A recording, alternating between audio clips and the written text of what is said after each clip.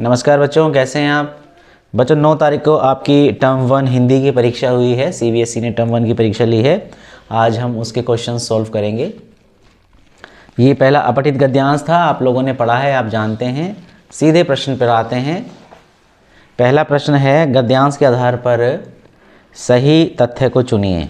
ठीक है, तो इसका आंसर है बी, ये सी इसका आंसर है। ठीक है, मैंने सॉल्व किया हुआ है और आगे चलते हैं। इसका दूसरा प्रश्न है, शाश्वत मूल्यों में शामिल है, ए इसका आंसर है। आप मिला सकते हैं। नंबर 3, विद्वानों और चिंतकों ने किस बात के ऊपर चिंता व्यक्त की है? आंसर है बी, भारतीय समाज से न सिर्फ आधुनिकता दूर हुई बल्कि उसको लाने के प्रयास भी नहीं हो रहे। क्वेश्चन नंबर 4 देखते हैं। क्वेश्चन नंबर 4, आधुनिक समाज की विशेषताओं में शामिल है डी, क और ख दोनों। ठीक है, क और ख दोनों, उन्मुक्ता और सामरिक मूल्य। क्वेश्चन नंबर 5 पर आते हैं। एक समाजबद्ध समाज की विशेषताओं में किसे नहीं रखा जाएगा? उत्तर है सी, धन या संस्कृति के क्षेत्र में खुली छूट देना। ठीक है, अभी अपठित गद्यांश दूसरा है, आपने पहला किया तो पहले के मिला सकते हैं, और दूसरा आपने गद्यांश किया है पेपर में तो दूसरे गद्यांश को आप मिला सकते हैं। ये गद्यांश आप जानते हैं, आपने पढ़ा है। और अब इसके हम सीधे प्रश्न पर आ जाते हैं। प्रश्न देखिए, प्रश्न नंबर 6, किसी संवेदनशील मन को अपूर्व आनंद से भर देते हैं। ठीक है, आंसर है ए, नदियाँ, नहरों और खेतों के चित्र। क्वेश्चन नंबर 7, लेखक की दृष्टि में बंगाल की शस्य श्यामला धरती का सौंदर्य कैसा नहीं है? असामान्य। क्वेश्चन नंबर 8, निम्नलिखित में से कौन सा युग्म गद्यांश के आधार पर सही है? समुद्र तट रेतीले, ये इसका आंसर है। और क्वेश्चन नंबर 9, बंगाल की भूमि के विषय में कथन और कारण की सत्यता परखिए। बी इसका आंसर है, कथन और कारण दोनों सत्य हैं। क्वेश्चन नंबर 10 देखते हैं। क्वेश्चन नंबर 10 है, इस गद्यांश का केंद्रीय विषय है अविभाजित बंगाल की धरती का सौंदर्य।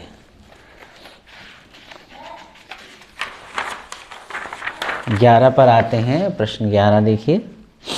अपठित काव्यांश 1 है, आपको कोई एक करना था 2 में से।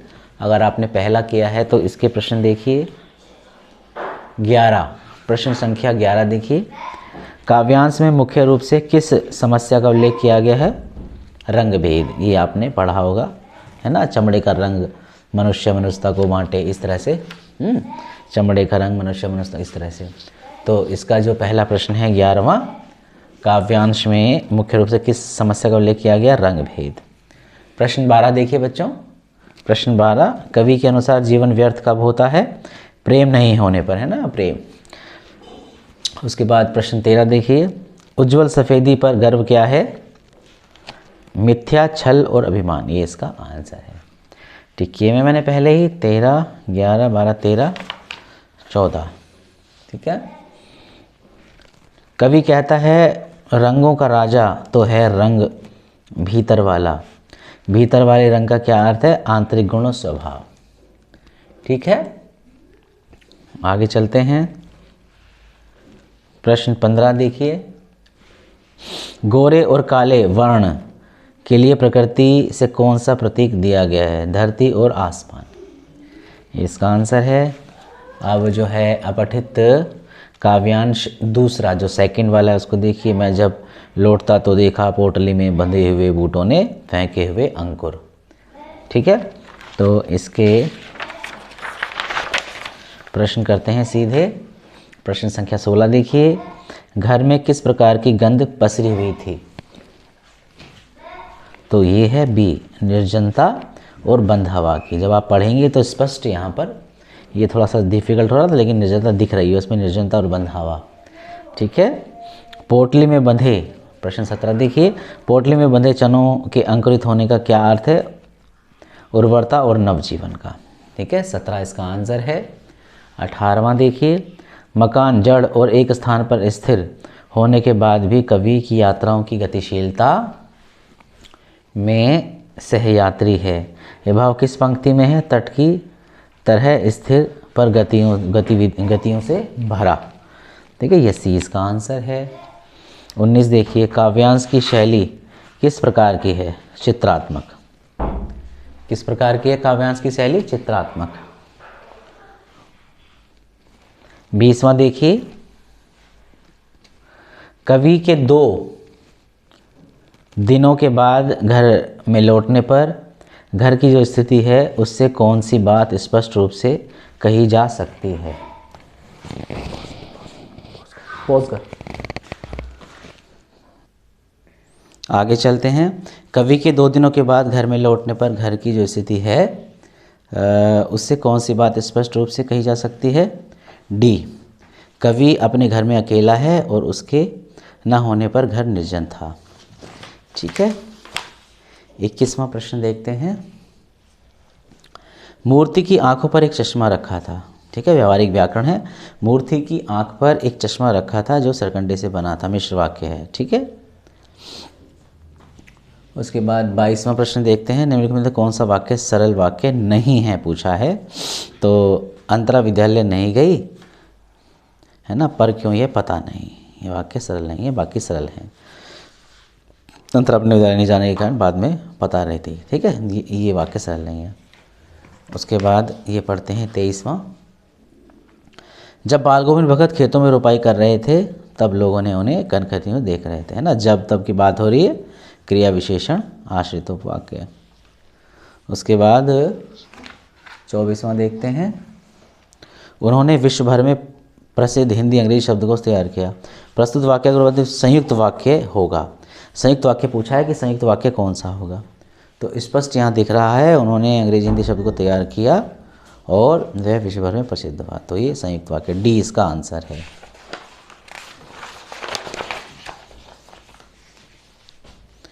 25वां देखिए, निम्नलिखित में से मिश्र वाक्य का उदाहरण है। ठीक है, ये वाला, जिसने भी परिश्रम किया वह अवश्य सफल होगा। उसके बाद ये देखते हैं 26वां प्रश्न। अध्यापक द्वारा कक्षा का जायजा लिया गया। वाक्य में प्रयुक्त वाच्य है, कर्मवाच्य है ये। ठीक है, अध्यापक द्वारा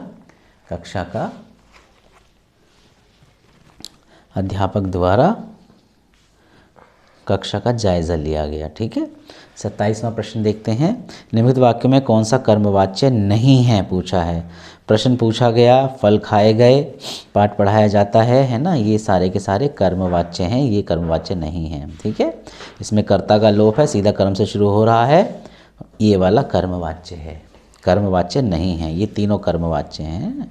पुस्तक तोड़ दी गई, पत्र लिख दिया गया, इस तरह के कर्मवाच्य होते हैं, ये कर्मवाच्य नहीं है। तो बी इसका आंसर है, बी फॉर बॉम्बे।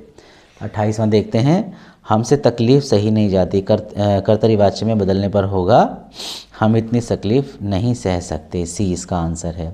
29वां देखते हैं। निम्नलिखित में कौन सा कर्तरीवाच्य का उदाहरण है? तुलसीदास ने रामचरितमानस की रचना की, डी इसका आंसर है।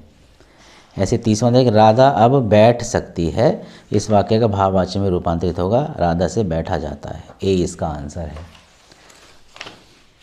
31वां देखते हैं। निम्नलिखित वाक्यों में से किसमें अकर्मक क्रिया का प्रयोग हुआ है? ठीक है, मेरी एक बहन, तो ये जो है सी इसका आंसर है। मेरी बहन एक अच्छे विद्यालय में पढ़ती है ना, यहाँ कहानी है, उपन्यास है, पुस्तक है, तो ये इसका आंसर, सी इसका आंसर है। ठीक है, और यह मेरा पसंदीदा रेस्तरां है, रेखाचित्र रेखांकित पद का परिचय, तो ये है सर्वनाम निश्चयवाचक पुल्लिंग एक वचन। ठीक है, उफ क्या सोचा था, क्या हो गया, मेरे गांधी पद परिचय होगा। विस्मयादि अचरज भी लग रहा था, लेकिन इसका जो आंसर दिया गया है वह है ये विस्मयादि शोक सूचक। ठीक है, 33। और 34वां प्रश्न है। मन की कोमलता अक्सर चोट खा जाती है, मेरे रेखांकित पद का परिचय दे। कोमलता के बारे में पूछा है। कोमलता जो है मेरे विचार से ये आंसर है, भाववाचक संज्ञा, स्त्रीलिंग, एक वचन, कर्मकारक, है ना, ये ए इसका मेरे विचार से आंसर है, लेकिन डी भी दिया गया है, तो आप विचार कर लीजिए क्या आंसर है। डी दिया गया है क्योंकि कोमलता एक वचन है और कर्मकारक है। ठीक है, तो अब आप देख लीजिए, ये इसका यहाँ आंसर दिया गया डी। और 35 पढ़ते हैं। घर के साथ एक बगीचा होता। ठीक है, तो ये संबंध बोधक अव्यय घर और बगीचे के बीच में संबंध दर्शा रहा है। तो 34 में आप अगर जो आपने डी लगाया है तो या ए लगाया है। ठीक है, मेरे विचार से यहाँ पे डी दिया गया है, लेकिन जो मेरा विचार कहता है वो आंसर ए होना चाहिए। आगे चलते हैं। रस पर आधारित किन्हीं 4 प्रश्नों के उत्तर निर्देशानुसार दीजिए। तो हास्य रस का स्थायी भाव है, सिंपल, बहुत सीधा क्वेश्चन दिया गया है, हास। ठीक है, 20 का आंसर है। और मन रे तन कागद का पुतला, है ना, कागज़ लागे बूंद बिनस जाए छिन में, गर्वे करे क्या इतना, शांत रस निर्वेद वैराग्य, है ना, तो इसका सी आंसर है। और क्वेश्चन नंबर 38, क्रोध का रस का स्थायी भाव क्या है? क्रोध का रौद्र, है ना। क्रोध किस रस का स्थायी भाव है? रौद्र रस का। रौद्र रस होता है, इसका स्थायी भाव है क्रोध। क्वेश्चन नंबर 39, इसमें श्रृंगार रस का उदाहरण है, तो डी इसका आंसर है। क्वेश्चन नंबर 40, रस निष्पत्ति के लिए किन किन की आवश्यकता होती है? तो विभाव, अनुभाव, संचारी भाव, ए इसका आंसर है 40। और क्वेश्चन नंबर 41 देखते हैं। क्वेश्चन नंबर 41 में जो है निम्नलिखित पठित गद्यांश पर आधारित प्रश्नों के उत्तर लिखने हैं आपको। और इसमें जो है क्वेश्चन नंबर 41 पहला आंसर है ए आश्विन, 42 एक आश्विन, 42 का डी, गाने की धुन पर 43 का सी, 44 का बी, लेखक ने नीचे वगैरह में अलग से रेखांकित करने वाली कौन सी बात बताई है? बी इसका आंसर है 44 का। और इस तरह से 45, पूरब में लोही लग गई थी, डी इसका आंसर है, क्योंकि जब तारे निकले, तारे जो है सूर्य पूरा निकल जा दिखते नहीं हैं और सूर्य की लालिमा छाई रहती है, तो क्या कहते हैं? तारे भी दिखाई देते हैं, है ना। सूर्य में, पूरब में सूर्य निकलने से पहले की लालिमा, है ना, तो ये 45 का आंसर है डी। 46 बी, उसने अपने चश्मे पर विज्ञापन करने के लिए मूर्ति उपयुक्त लगती होगी। ठीक है, ये। और इस तरह से 47, नेताजी की मूर्ति किसकी बनी थी? संगमरमर की, सी आंसर है। इस तरह से ये पठित काव्यांश आ गया है। और 48 का आंसर है सी, लक्ष्मण अपने माता पिता की मृत्यु का कारण बने। आपको पता है कि पिता के कहने पर उन्होंने, परशुराम ने अपनी माता की हत्या कर दी थी, तो आंसर है सी, 48 का आंसर है सी। 49 का आंसर है ए, अपने परशु को संभाल कर आगे बढ़े। ठीक है, ये थोड़ा आसान आया था। पठित काव्यांश, लक्ष्मण का परशुराम के प्रति व्यवहार कैसा था? अपमानजनक। सिंपल सीधा क्वेश्चन है। परशुराम को भृगुवर क्यों कहा गया है? वे भृगु ऋषि के वंशज थे, डी इसका आंसर है। और 52 देखिए, को नहीं जान विदित संसारा, संसार भर में इसे कौन नहीं जानता, बी इसका आंसर है। 52 का बी। ठीक है, 41 का डी, 52 का बी, 50 का बी, 49 का सी। अब आते हैं हम 53 पर। गोपियाँ उद्धव के योग संदेश को सुन योग को किसके लिए उपयुक्त मानती हैं? उनके लिए जिनका मन अस्थिर है, अस्थिर मन वाले लोगों के लिए, अस्थिर मन वाले लोगों के लिए। 53 का आंसर बी। 54, गोपियों को कड़वी ककड़ी के समान क्या प्रतीत हो रहा था? योग का संदेश। ठीक है, तो इस प्रकार ये आपका पेपर था। और आप अपने आंसर की, आपके पास भी पेपर है, मैंने भी किसी बच्चे का पेपर लिया है, तो आप जो है आंसर मिला सकते हैं। तो बच्चों, ये वीडियो आपको कैसा लगा? अच्छा लगा तो लाइक करें और सब्सक्राइब करें अगर आप चैनल पर पहली बार आए थे, और अपने मित्रों को शेयर भी करें। थैंक यू वेरी मच बच्चों।